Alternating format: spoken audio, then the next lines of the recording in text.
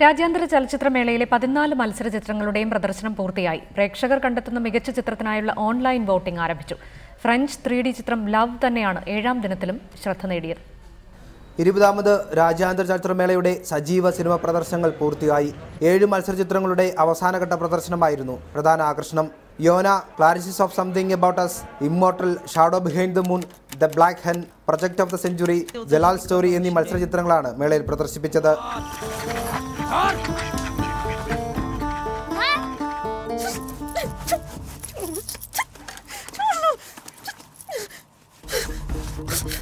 মনে রাখবেন, বিশ্বাসেতেই সব সমস্যার সমাধান, আর অবিশ্বাস করলে ഒരു ഇടവേളയ്ക്ക് ശേഷമുണ്ടായ ഏറ്റവും മികച്ച ചലച്ചിത്രമേളയാണിതെന്ന് സംവിധായകൻ കമൽ. എനിക്ക് തോന്നുന്നത് കഴിഞ്ഞ കുറേ വർഷങ്ങളുടെ ഇടയിൽ ഏറ്റവും നല്ല മേള എന്ന് തന്നെ എനിക്ക് തോന്നിയൊരിതാണ്. കഴിഞ്ഞ വർഷം നല്ല മേളയായിരുന്നു. മത്സരചിത്രങ്ങൾ മികച്ചു നിന്നു എന്ന പ്രേക്ഷക അഭിപ്രായം സന്തോഷം നൽകുന്ന ഒന്നാണ്. മത്സരചിത്രങ്ങൾ തിരഞ്ഞെടുത്ത ജൂറി അംഗം കൂടിയായിരുന്നു കമൽ. അതിൽ വ്യക്തിപരമായിട്ട് എനിക്ക് വലിയ സന്തോഷമുണ്ട്. കാരണം എൻ്റെ സെലക്ഷൻ കമ്മിറ്റിയുടെ ചെയർമാനായിരുന്നു ഞാൻ. ഈ മത്സരചിത്രങ്ങളെ തിരഞ്ഞെടുത്ത കൂട്ടത്തിൽ എന്നെ സംബന്ധിച്ചോളം സാറ്റിസ്ഫാക്ഷൻ ഉണ്ടായ കുറേ പടങ്ങളുണ്ടായിരുന്നു.